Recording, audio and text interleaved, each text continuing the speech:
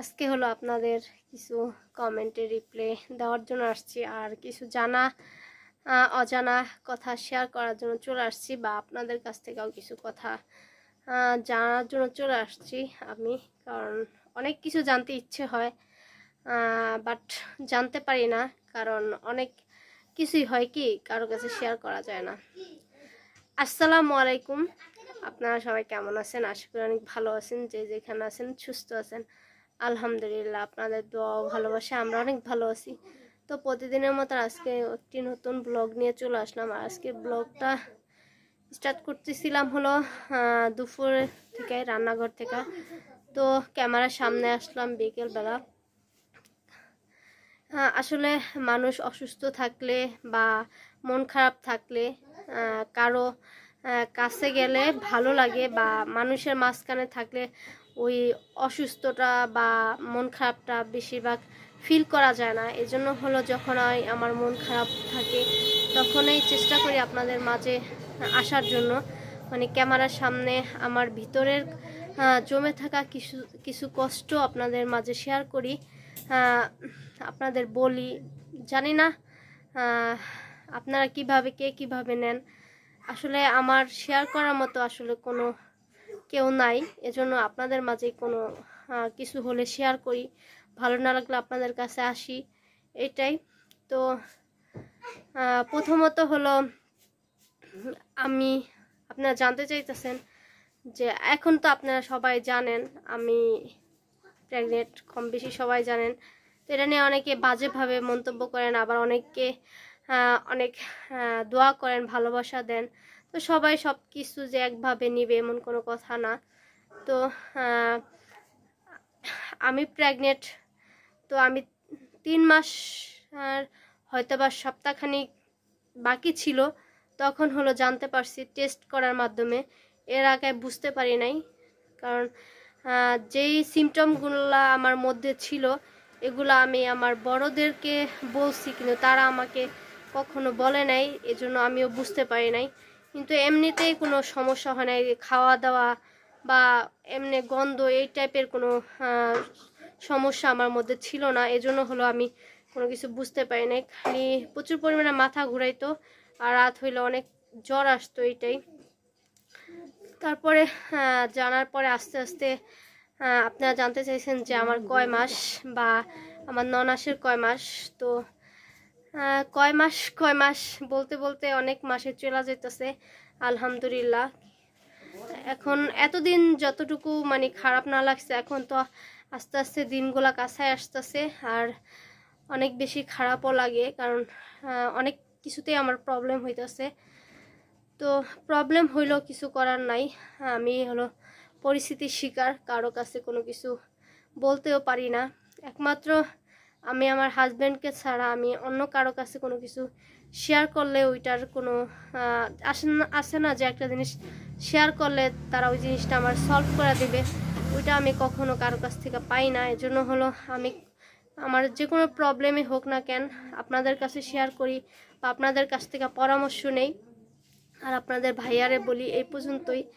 তো আমার যখন মে মাস সম্ভবত, হ্যাঁ মে মাসে হলো জানতে পারছি যে 28 তারিখে জানতে পারছি যে আমি কনসেপ্ট করছি, তখন হলো 3 মাসের 7-8 দিন বাকি ছিল। তারপরে দেশে আইসা হলো আলট্রাসোনোগ্রাম করছিলাম, তখন হলো 3 মাস 4 দিন ছিল। তো গত শুক্রবার হলো, বৃহস্পতিবার হলো আরেকটা আলট্রাসোনোগ্রাম করি নাই, তো অ্যানোমালি স্ক্যান করলাম। প্রথমে আলট্রাসোনোগ্রাম করলেই তো বোঝা যায় যে আসলে কত মাস চলে, তারপরে থেকেই তো মানুষ হিসেব করে। তো আমার এখন চলতেছে হলো আপনাদের দোয়ায় 6 মাস প্রায় শেষ পর্যায়ে, আর হয়তো বা অল্প কিছু দিন বাকি আছে, তো 7 মাসে পড়া যাবে। তো এখন হলো আমার এই অনেক সমস্যা হইতেছে, মানে ঘুমাইতে পারতেছি না, হাঁটাচলা করতে পারতেছি না, আর বসলে আমার প্রচুর পরিমাণে কোমর ব্যথা করে। কি বলবো, মানে এত পরিমাণ কোমর ব্যথা করে যে আমি বসলে আর উঠতে পারি না, এরকম অবস্থা। মানে 2 জয়েন্টের মাঝখান থেকে মনে হয় যে ছুটা যাবে, এরকম পরিস্থিতি হয়ে যায়। কিন্তু ইচ্ছে হয় যে বাবার বাড়ি চলে যায় যখন এত বেশি খারাপ লাগে। কিন্তু আবার চিন্তা করি যে এত তাড়াতাড়ি বাবার বাড়ি যা কী করব। শ্বশুরবাড়ি আসলে বিয়ের পরে খারাপ ভালো সব কিছু মিলাই একটা মানুষের জীবন। তো ওই জীবনগুলা পার কইরাই হলো সংসার করতে হবে, মাইনা নিয়ে পার করতে হবে। যে আমার খারাপ লাগতেছে আমি দৌড় দিয়া বাবার বাড়ি চলে যাইতেছি, এটা কিন্তু কোনো সমাধান না। বাবার বাড়ি গেলে হয় কি আমার শ্বশুর বাড়িতে কাজ করতে হয়, বাবার বাড়িতে কাজ করতে হবে না, এরকমই। কিন্তু বাবা মা তো আর ডাক্তার না, তবে কি একটু যত্ন করবে এটাই স্বাভাবিক। কিন্তু সব সময় যে অসুস্থ হলে বাবার বাড়ি চলে যেতে হবে এরকম কিছু আমি মনে করি না। কারণ সমস্যাগুলাই আমি সমস্যা মনে করি না, সমস্যাগুলো এখান থেকে আমি সলভ করার চেষ্টা করি। ডাক্তার দেখানো বলেন সব কিছুই বলেন আমি এখান থেকে করার জন্য চেষ্টা করি। তো আমার 6 মাস শেষ পর্যায়ে, তো আপনারা দোয়া করবেন যাতে সামনের দিনগুলো আমি ভালোভাবে কাটাই দিতে পারি। কারণ যত সামনে আগাইতেছি ততই আমার সিচুয়েশন অনেক খারাপের দিকে যাইতেছে, ব্যথার পরিমাণটা বেশি বাড়তেছে, আর এমনি কোনো সমস্যা হইতেছে না। এটাই হলো সমস্যা, আর কোনো সমস্যা না আমি দেখি। তো তারপরও ব্যথা হইলেও কিছু করার নাই, পরিস্থিতি মাইনা নিতে হবে। যে এগুলা মাইনা নিয়েই একটা মা হতে হয়, এটা এখন বুঝতেছি। তো আমি আর আমার ননাস হয়তো বা সপ্তাহখানিক পিস এরকম। তো জানি না কার বেবি আগে হয়, আফুরটা আগে হইতে পারে, আমারটা আগে হইতে পারে। আলট্রাসাউন্ড ডেট কিন্তু সব সময় এক হয় না। আর আপুর যেহেতু প্রথমে একটা সিজার আছে, তো সেক্ষেত্রে প্রথম সিজার থাকলে নাকি দ্বিতীয় সিজারের সময় 1 সপ্তাহ 15 দিন আগে যেতে হয়। তো সেই হিসাব করলে আপুর বেবি সম্ভবত আমার বেবির আগে হইতে পারে, তারপর আল্লাহ পাক ভালো জানে। তো দোয়া করবেন সবাই যাতে দুইজনেই সুস্থ থাকতে পারি, আমিও আমার বেবি সুস্থ থাকতে পারে, আফুর বেবি সুস্থ থাকতে পারে, সুস্থভাবে এই পৃথিবীতে আনতে পারি। তো এতটুকু দোয়া করবেন সবাই আমাদের জন্য। তো আমার যখন মন খারাপ থাকে, এই যে দেখেন আজকে শরীরটা অনেক বেশি খারাপ, এজন্য চিন্তা করলাম যে আপনাদের মাঝে কিছুক্ষণ সময় কথা বলি, আসলে ভালো লাগবে। আসলে আমার কষ্টের কথাগুলো বলার মতো আসলে আমি কাউকে খুঁজে পাই না, এজন্য হলো আপনাদের মাঝে মাঝে মাঝে কিছু কষ্টের কথা বলি, যেহেতু আপনারা আমার একটা ভাই বোন বা একটা ফ্যামিলি আমি মনে করি। কারণ প্রত্যেকটা মানুষেরই প্রয়োজন একটা ফ্রি মাইন্ডের একটা মানুষ, সে হাজবেন্ড হোক, মা হোক, ভাই হোক, বোন হোক, অন্তত একজন মানুষ দরকার। তো আমি ওরকমভাবে এত বড় হয়েছি কাউকে পাই নাই। তো মাঝে মাঝে যে অনেকে মায়ের কাছে শেয়ার করে, আসলে আমার মা একটু সহজ সোজা টাইপের, তো তার কাছে সব কিছু বললেও সমাধান পাই না। তো আমার সমাধানের একটাই লোক ছিল, সেটা হলো আমার বড় আপু।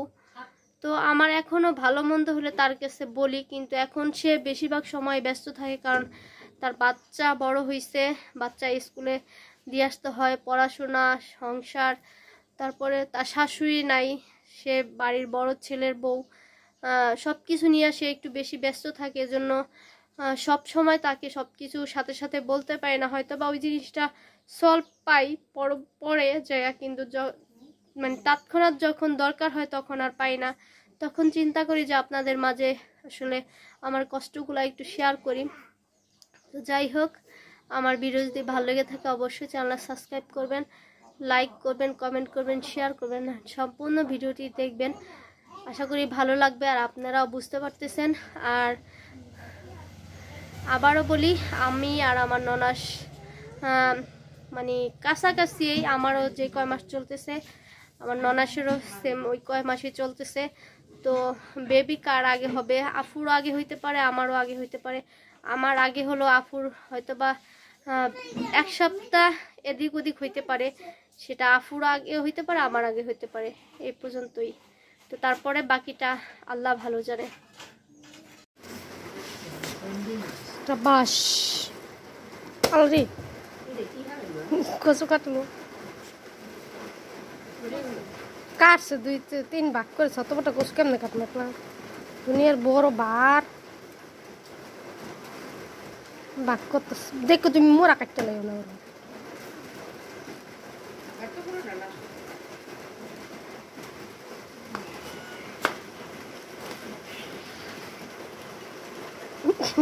জোড়া তালি দিয়ে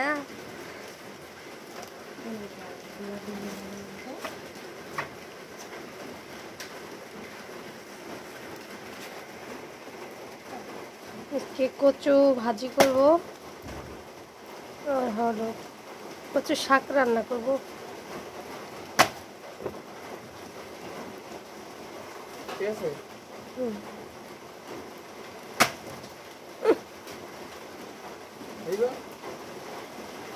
আল্লাহ কতটুকু কচু কেটে দাও।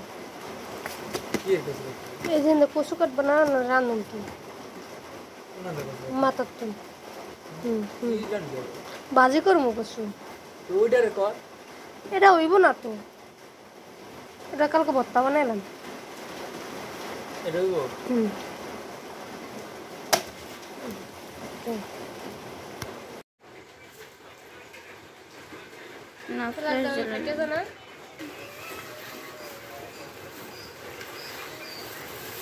কচু শাকটা হলো কাইতে নিতেছি।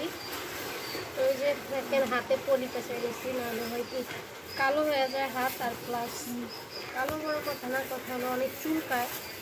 এই জন্য হলো আমি কচু কাটলে বেশিরভাগ সবসময় আমি হাতে পলি পেঁচে নিই। এই যে এগুলো হলো আজকে শাক রান্না করবো, আর এই কচুটা মাঝখানে কচুটা হলো ভাজি করবো। আর আজকে আর কিছু রান্না করবো না, কারণ বাইরে হলো প্রচুর বৃষ্টি হইতেছে।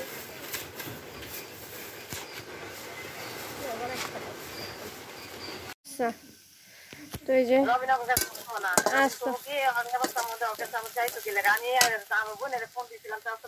তো আমি হলো কচুটা সিদ্ধ করে নিচ্ছি। তো এই যে এখানে হলো রসুন পেঁয়াজ দিয়ে দিছি। আর কচু ভাজিতে জিরা দেয় কিনা জানি না, কিন্তু আমি একটু জিরা খাই, কারণ একটু গ্রান করে জিরা দিলে স্মেলটা একটু অন্যরকম আসে। তো এই যে হলো কচুটা সিদ্ধ করে এখানে সেকা দিয়ে রাখছি। তো পেঁয়াজটা একটু হয়ে গেলে হলো দেব, শুকনো মরিচ দেবো আর কাঁচা মরিচ দেবো 3-4টা। কারণ ঘরে ঝাল খাইতে পারে না, কিন্তু আমার ঝাল জিনিসটা অনেক বেশি পছন্দ। আমি ঝাল না হলে খাবার খাইতে পারি না, এই জন্য হলো আমি আলাদা করে আবার কাঁচামরিচ করে ভাত খাই। তো এখন হলো ইয়াটা দিয়ে দেবো, জিরা। শুকনো মরিচটা আগে দিই, তারপর জিরাটা দিব। এই যে শুকনো মরিচ দিয়ে দিচ্ছি, এখন জিরাটা দিয়ে দেব। চিংড়ি মাছ থাকলে চিংড়ি মাছ দিতাম, কিন্তু চিংড়ি মাছ হলো শেষ হয়ে গেছে। তো পেঁয়াজটা বেশি লাল হয়ে যেতেছে, কচুটা দিয়ে দেই। মরিচটা একটু আগে দেওয়া উচিত ছিল, কারণ মরিচটা হলো ভাজা হলো না ঠিক মতন।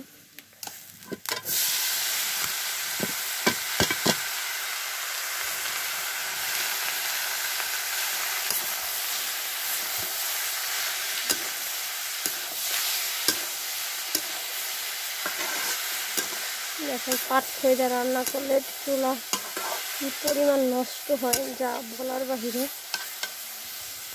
উসালিটা বেশি হয়। তো সিমেন্টের চুলা হলো মুছতে হবে।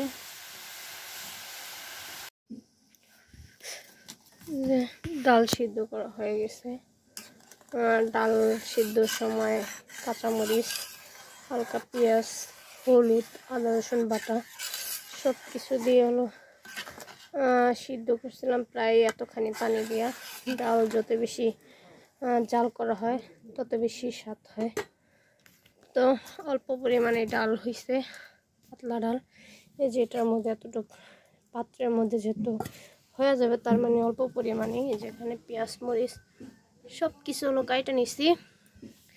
ডালটা রান্না হইলে কচু শাকটা রান্না করব। কচু ভাজিটা হয়ে গেছে। তো ওই যে এখানে তেল দিয়ে দিলাম বাগার দেওয়ার জন্য। তারপরে যে রসুন, হালকা একটু পেঁয়াজ দিব। পেঁয়াজ না দিলে তো পেঁয়াজ থাকবে না।